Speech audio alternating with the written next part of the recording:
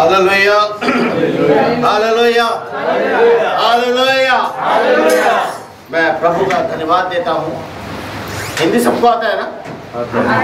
आता है ना? मजा आएगा। हालेलुया। मैं प्रभु का धन्यवाद देता हूँ। आज पहली बार पिता के घर में मुझे मौका मिला कि मैं आप लोगों के बीच में प्रभु का सुसमाचार लेके बात कर सकूं। अब मुझे बहुत खुशी होती है जब मैं यहाँ पर आता हूँ और प्रभु के वचन सुनाने का मुझे मौका मिलता है। मैं पिछले 8 साल हो गए, मुझे 8-10 साल हो गए यहाँ पर बराबर आते हुए आप लोगों के बीच में। आप लोगों से जो मुझे प्यार मिलता है उस प्यार को मैं कभी नहीं भूलता हूँ, और मैं कितनी भी कोशिश करूँ ना हूँ, लेकिन प्रभु मुझे यहाँ भेजता है। Hallelujah, hallelujah. सो मैं जब आज प्रार्थना में था, सो प्रभु मैं वचन मांग रहा था कि प्रभु वचन मुझे आज दे कि मैं क्या बोल सकूं। सो प्रभु ने एक वचन मुझे दिया, और वो जब मैंने वचन पढ़ा तो मैंने जाना कि वाकई में वो वचन हमारे लिए कितना महत्वपूर्ण है, जो कि हर एक की जिंदगी में, चाहे वो अच्छा हो या बुरा हो, छोटा हो या बड़ा हो, उसके जीवन में बराबर लगा रहता है। वो क्या है? खुशी में तो कोई नहीं बोलता है, लेकिन क्या दुख में बोलता है। और जो वचन है वो आज दुख के ऊपर ही है। ऐसा नहीं है कि आज के समय में हमारी जिंदगी में ही दुख है। जब मैंने स्टडी करी और देखा तो मैं देख रहा हूं जब से ये वचन लिखा गया है, जो कि प्रभु के बहुत ज्यादा नीरस थे, जो उसके अपने प्रियजन थे, उनके जीवन में भी दुख आया, सताव आया। और ये सताव आप देख रहे हैं आज के समय में कि हर एक के जीवन में सताव आ गया है, चाहे वो सांसारिक हो चाहे आत्मिक हो, दोनों तरह से सताव चल रहा है।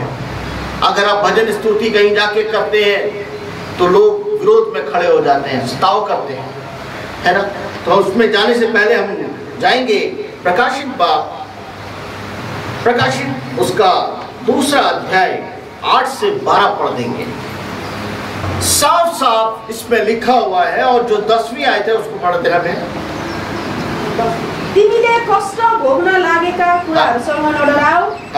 हेर, तिमीहरू परीक्षामा पढ भनेर शैतानले तिमीहरूमध्ये कुनैलाई कैदमा हाल्न आँटेको छ, र तिमीहरूलाई 10 दिन कष्ट हुनेछ। तिमी मृत्युसम्मै विश्वासी हौ, र म तिमीलाई जीवनको मुकुट दिनेछु। जीवन का क्या करेगा? मुकुट देगा। क्या हम इसके लिए तैयार हैं? हमारे ऊपर जब थोड़ा सा भी तकलीफ परेशानी आ जाती है तो हम क्या करते हैं? उस मुकुट को भूल जाते हैं और अपनी ही चीजों में हम उलझ जाते हैं और गिड़गिड़ाने लगते हैं कि प्रभु ये दुख क्यों आ गया। लेकिन ये दुख क्यों आया, ये हमें समझना बहुत जरूरी है। दुख, इस वचन के पढ़ने से 2 बातें सामने आती हैं। पहला, शैतान का कार्य, दूसरा परमेश्वर का उपहार। शैतान का कार्य जो होता है, शैतान के पास बहुत सी युक्तियां हैं जिसका यूज वो अपने कार्यों के द्वारा करता है। अब वो कार्य बहुत तरह से होता है। आप सबको अपना परिवार है, उस परिवार में कोई किसी तरह से परेशान है, किसी का बच्चा बिगड़ा है, किसी का श्रीमान बिगड़ा है, किसी का बेटी बिगड़ी है, लेकिन वो क्यों और किस लिए? वो सब शैतान की युक्तियां हैं। शैतान बहुत शक्तिशाली है, उसको हल्का मत लीजिए। वो आपकी हर एक बारीकियों को जानता है, आपकी कमजोरी को जानता है, और वो कमजोरी आपकी एक कमजोर नफ्स बन जाती है। इसी कारण बहुत से लोग उसके प्रभाव में आकर उसके मार्ग पर चल देते हैं। अब उस मार्ग में चलने के लिए बहुत से तरीके हो जाते हैं। किसी को गलत सोसाइटी मिल जाती है, किसी को अलग से मित्रता मिल जाती है, किसी का उठना बैठना गलत हो जाता है। लेकिन ये सब चीजें शैतान के द्वारा होती हैं, और ऐसी चीजें उनके जीवन में जब हो जाती हैं तो उनको एहसास भी नहीं हो पाता है कि वो गलत राह पे जा रहे हैं।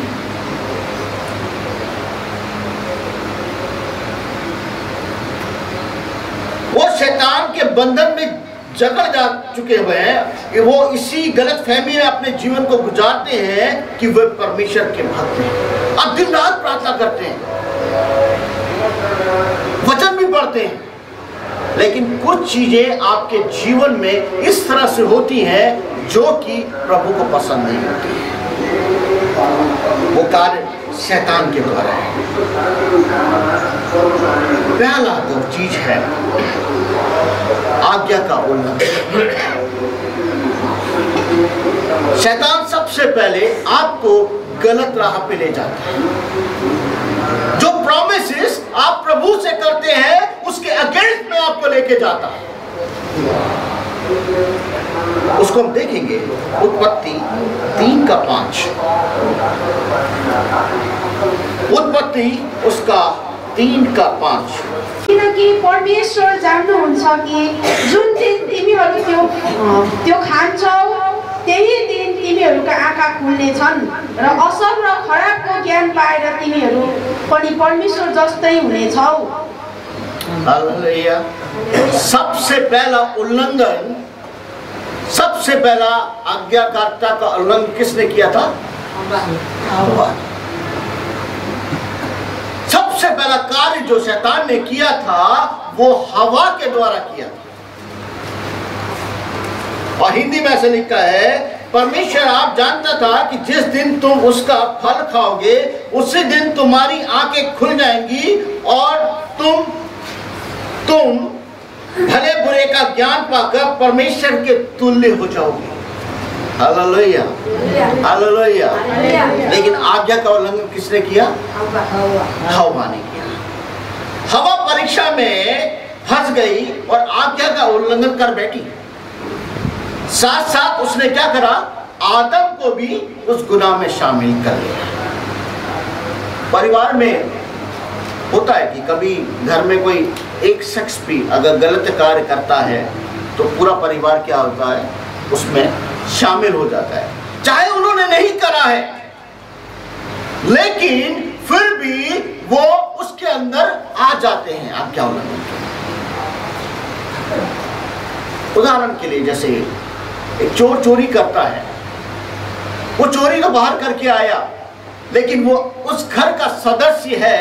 उस घर के सदस्य होने के नाते जब पुलिस उसको पकड़ती है तो पूरे परिवार से पूछताछ करती है। उसी तरह से शैतान ने पहला उल्लंघन जो करवाया वो हवा के द्वारा करवाया। दूसरा, बीमारी देने का कार्य। सबसे पहले एक इसका बहुत बड़ा उदाहरण है, वो है अय्यूब।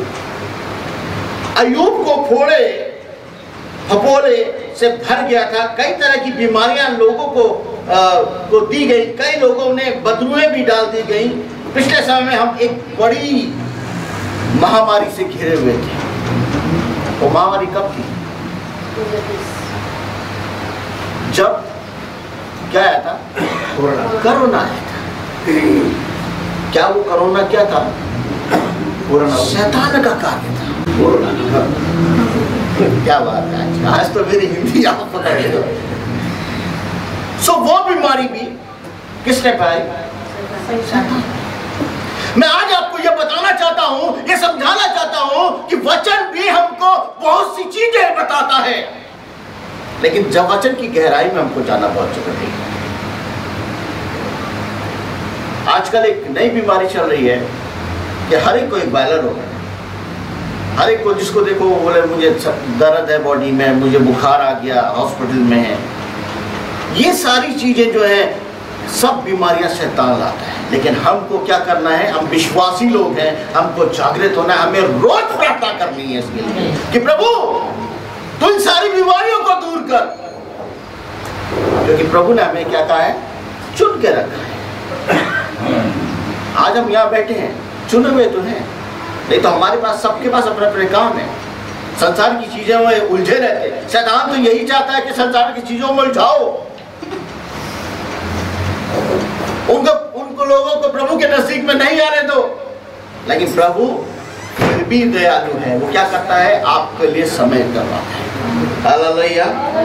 सो अय्यूब के जीवन में भी इस तरह का हुआ। तीसरा है धर्मियों का विरोध, बहुत जबरदस्त विरोधी है। और आपने भी देखा होगा, सुना होगा, फेसबुक में भी आप देख रहे होंगे कि जहां जहां प्रभु का प्रचार हो रहा है, जहां जहां पर प्रभु का बड़ा कार्य हो रहा है, वहां पर बहुत से अन्य जाति के लोग खड़े हो जा रहे हैं उस कार्य को रोकने के लिए। 2 वचन है इसमें, जकरिया उसका 3:1। अगर आप लोग नोट डाउन कर सकते हैं तो कर लीजिएगा। जकरिया 3:1 और पहला पत्रस उसका 5:8। जो करिए, हाँ, जकरिया 3:1 और पहला पत्रस 5:8। तब प्रधान पुजारी यहोशूलाई परमप्रभुको दूतको सामुने उभिरहेका तिनले मलाई देखाउनु भयो। औ शैतान तिनको विरोध गर्नलाई तिनको दाहिने हातपट्टि उभिरहेको थियो। देखिए यहाँ पर भी शैतान क्या कर रहा है? विरोध कर रहा है ना? और ठीक से समझने के लिए पहला पत्रस 5:8। सचेत रहो, जागा रहो, तिमीहरूको विरोधी शैतान कसलाई भेटौँ र निलिहालौँ भनेर गर्जने सिंहले खोजेर हिँड्छ। आमेन, हालेलुया। हिंदी में लिखा है सचेत रहो और जागते रहो, यानी कि हमें एक चेतावनी मिल रही है वचन के द्वारा कि हमको हमेशा क्या करना है? सचेत रहना है, जागृत रहना है। आत्मा में अगर आप जागृत रहेंगे तो शैतान की कोई भी युक्ति आपके चिन्ह में काम नहीं कर पाएगी, क्योंकि तुम्हारा विरोधी शैतान गरजने वाले सिंह के समान है। इस खोज में रहता है कि किस को फाड़ खाए। विश्वासी के जीवन में परमेश्वर कार्य जब होना शुरू हो जाता है तो उसके जीवन में बहुत सी कठिनाइयों का सामना शुरू हो जाता है, बहुत सी कठिनाइयों का। उसका काम अगर बन रहा है, पता चला काम बनते बनते बिगड़ गया। किसी कार्य को उसने सोच लिया कि आज मुझे पैसा मिल जाएगा, पता लगा पैसे में रुकावट डाल दी। अब यहां पर आत्मिक तौर पे अगर आप देखते हैं तो वहां पर क्या हो रहा है? आपका काम हो रहा है, परमेश्वर आपके संग काम करना चाहता है, लेकिन संसारिक तौर पे अगर देखते हैं तो शैतान उसमें रुकावट डालता है ताकि आपका मॉरल क्या हो जाए? डाउन हो जाए, आपका फेथ डगमगा जाए। लेकिन जिसके जीवन में वो फेथ बना रहता है, प्रभु उस कार्य को पूरा करता है। हालेलुया। चौथी बात, परीक्षा में डालना। परीक्षा में डालना तो उसका एक धर्म सिद्ध अधिकार है। कब कहां कौन सी परीक्षा में डाल देगा नहीं पता। जब वो रूल्स फॉलो हो जाता है, रूल्स को मतलब कि कोई अरेस्ट हो जाता है, तब पता चलता है ये भी रूल बन गया। बहुत सी जगह पर हो गया, बहुत से देशों में हो गया, यहां तक कि मैं देख रहा हूं कि अमेरिका तक में हो गया है। सो परीक्षा में डालना उसका है। उसको हम अगर हम देखेंगे तो मत्ती उसका 4 अध्याय 1 से 10 अगर आप पढ़ेंगे तो आप उसमें पाएंगे सारी चीजों को।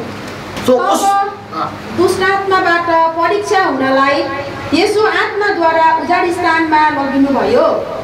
अनि 40 दिन र 40 रात उपवास बसिसकेपछि उहाँ भोकाउनु भयो। औ परीक्षा गर्नेले उहाँ कहाँ आएर भन्यो, यदि तपाईँ परमेश्वरका पुत्र हुनुहुन्छ भने यी ढुङ्गाहरू रोटी हौन् भनी आज्ञा दिनुहोस्। तर उहाँले जवाब दिएर भन्नुभयो, यस्तो लेखिएको छ, मानिस भोजनले मात्र होइन तर परमेश्वरको मुखबाट निस्केको हरेक वचनले बाँच्दछ। तब दुष्टात्माले उहाँलाई पवित्र नगरमा लगेर मन्दिरको गजुरमाथि राख्यो र उहाँलाई भन्यो, तपाईँ परमेश्वरका पुत्र हुनुहुन्छ भने यहाँबाट तल हाल्नुहोस्, किनभने यस्तो लेखिएको छ, उहाँले तपाईँको विषयमा दूतहरूलाई खटाउनु हुनेछ र तिनीहरूले तपाईँलाई हात उचाल्नेछन्, नत्र त तपाईँको खुट्टा ढुङ्गामा बजारिनेछ। येशूले त्यसलाई भन्नुभयो, फेरि यस्तो लेखिएको छ, तैँले परमप्रभु आफ्ना परमेश्वरको परीक्षा नगर। फेरि दुष्टात्माले उहाँलाई एउटा अर्को पर्वतमा लगेर जगतका सबै राज्य र तिनको गौरव उहाँलाई देखायो र उहाँलाई भन्यो, तपाईँले घोप्टेर मलाई दण्डवत गर्नुभयो भने यी सबै थोक म तपाईँलाई दिनेछु। तब येशूले त्यसलाई भन्नुभयो, ए शैतान हटिजा, किनभने यस्तो लेखिएको छ, तैँले परमप्रभु आफ्ना परमेश्वरलाई दण्डवत गर्नु औ उहाँको मात्र सेवा गर्नु। आपने देखा इस वचन के द्वारा सारी चीजें आपको समझ में आ गई होंगी। यानी कि शैतान ने यीशु मसीह तक को नहीं छोड़ा, उसकी भी परीक्षा करी। जब उसकी परीक्षा वो कर सकता है तो आप और हम क्या हैं? हम आप कुछ नहीं है मेरे प्रियो। आपको क्या करना है? आत्मा में जागृत रहना है, हमेशा अपने आप को तैयार रखना है। ये बार बार चेतावनी वचन में की गई है कि अपने आप को क्या करना है? तैयार करके रखना, ताकि उस परीक्षा में अगर परीक्षा आए भी तो जिस तरह से यीशु मसीह ने उस परीक्षा को क्या करा? पार किया, उसी तरह से आप भी पार कर सकते हैं। Hallelujah, hallelujah, hallelujah.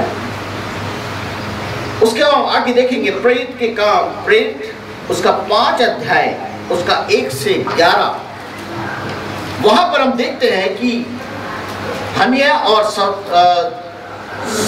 सरिया को भी परीक्षा में डाला। उन दोनों को भी क्या है करा? उनकी भी परीक्षा हुई। परीक्षा के मामले में मैं देख रहा था वचन में कि किसी को नहीं छोड़ा है शैतान ने। हम जब पूरी गहराई से इस वचन को पढ़ेंगे तो आपको बहुत कुछ समझने को मिलेगा। हम लोग यूहन्ना का नाम सुनते हैं, अय्यूब का नाम सुनते हैं, है ना, मत्ती का नाम सुनते हैं, लेकिन उनके जीवन में भी कठिनाइयां थी, उनके जीवन में भी दुख था, लेकिन उस दुख को क्या करा उन्होंने? अपने विश्वास के द्वारा उन परीक्षाओं से वो निकल के गए। हालेलुया। बाइबल में ना जाने कितनी घटनाएं परीक्षा से संबंधित मिल जाएंगी।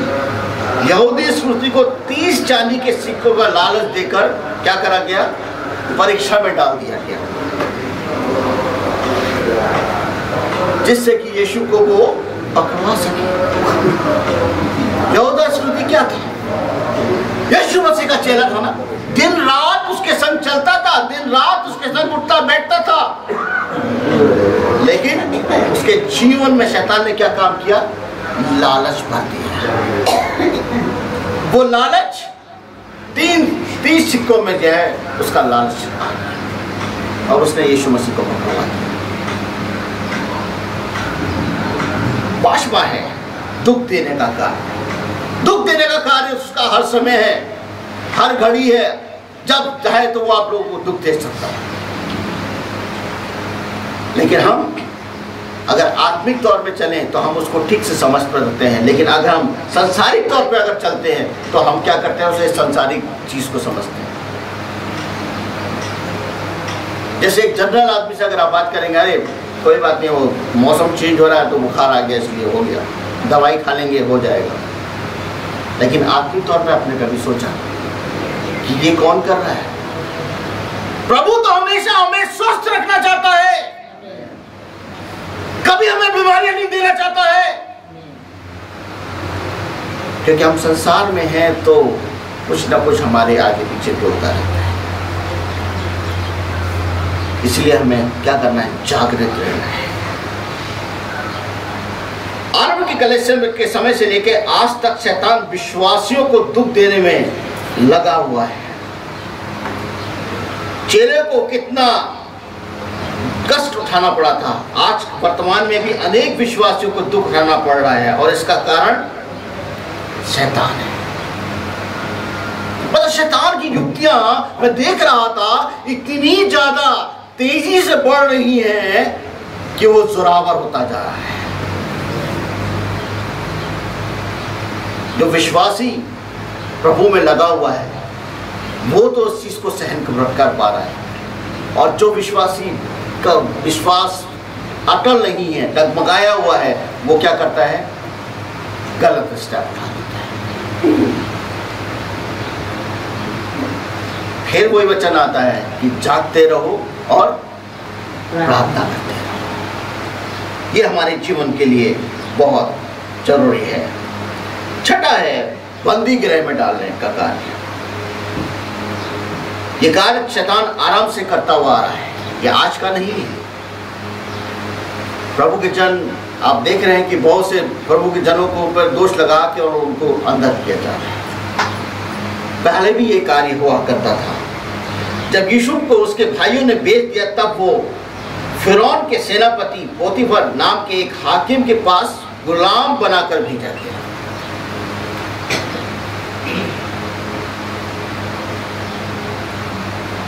यूसुफ परमेश्वर का भक्त था और ये बात शैतान बर्दाश्त नहीं कर पा रहा था, इसलिए एक गंदा इल्जाम लगाकर यूसुफ को क्या कर दिया गया? बंदी गृह में डाल दिया गया।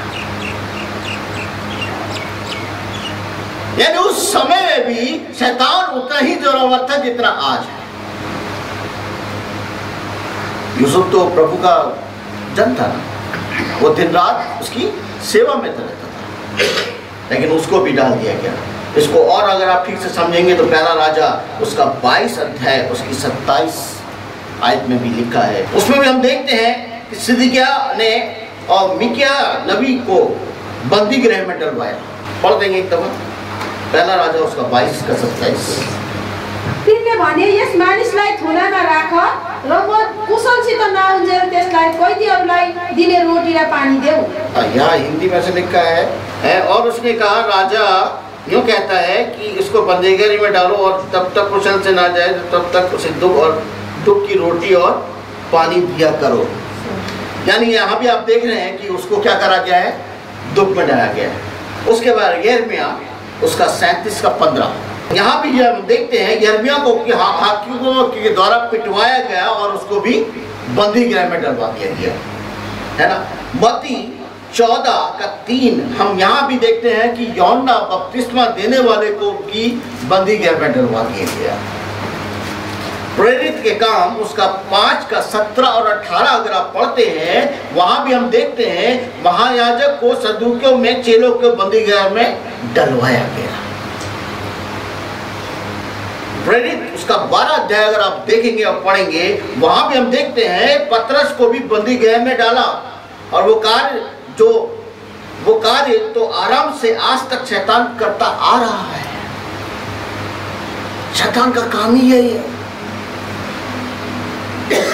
और स्पेशली जो क्या है विश्वासियों के जीवन में तो बहुत ही ज्यादा वो काम करता है। सबसे ज्यादा दुख उन्हीं को देता है। क्यों? देखा है हमारा विश्वास भी परखा जाएगा। जब हम पे दुख आता है ना तभी हमारा विश्वास परखा जाता है। जब हम खुश रहते हैं तो हमको सभी कुछ मिल जाता है, हमको नहीं पता चलता है दुख क्या है सुख क्या है। लेकिन जब दुख ज्यादा बढ़ता है हमारे जीवन में तब हमारे को पता चलता है कि हमारा विश्वास किस तरह से है। इसलिए प्रभु कहता है कि जागते रहो और प्रार्थना में लगे रहो। 7वां है सताने का कार्य। अब सताने का कार्य में बहुत सी चीजें हैं, है ना। यहाँ हम देखेंगे राजा न्यूर ने सारे चेलों को और उस समय के विश्वासियों को सताया। नीरू राजा था, वो स्पेशली क्या विश्वासियों को सताता था। वो उन्हें मारा गया और सारे कार्य शैतान इसलिए करता है कि लोग उसके वश में आ जाए। आज हमारे जीवन में बहुत सी ऐसी चीजें हो जाती हैं कि हम जिस चीज से दूर होना चाहते हैं उतनी वो हमारे नजदीक में आना चाहते हैं।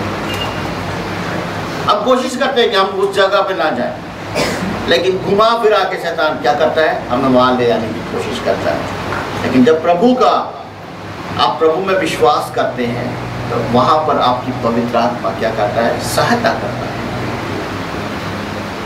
आपको हिम्मत देता है। आपकी वो प्रार्थना, आपका वो विश्वास आपको वहां जाने से रोक लेता है, क्योंकि प्रभु आपको बचाने वाला है। हालेलुया। जैसे कि प्रकाशित बात 2:10 में लिखा है, आपने देखा, जो दुख तुझको झेले होंगे उससे मत डर। और स्पेशली जब हमारे ऊपर दुख आता है तो हम क्या होते हैं, परेशान हो जाते हैं, हम डरने लगते हैं, ये दुख हमारे जीवन में क्यों आया। नहीं मेरे प्रियो, कभी आप उस दुख के समय में घोड़ों के बल आके, घुटनों के बल आके प्रार्थना कीजिए, प्रभु ये दुख क्यों आया, प्रभु उत्तर देगा। क्योंकि अगर वो दुख आया भी है तो प्रभु उस दुख को दूर करने वाला है। हालेलुया। यह आयत हमें ढास देती है। इस आयत से हम 10 दिन तक का समय दिया गया है। शायद इसका संबंध 64 ईस्वी में नीरो राजा से 2005 ईस्वी तक, यानी राजा डायोक्लियन तक के बाद 10 दिन रोमी सम्राट से है, जिन्होंने मसीहों को सताया। मतलब उस समय में भी विश्वासियों को सताया जाता था, और आज तो विश्वासियों को सताया जा ही है।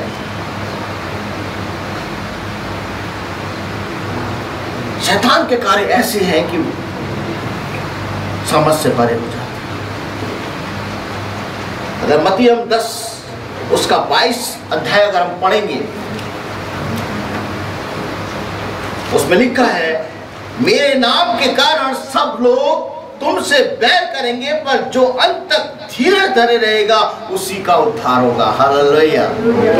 क्या होगा? उसका उद्धार होगा। लेकिन उस समय आपका फेथ बहुत जरूरी है, आपकी प्रार्थना बहुत जरूरी है।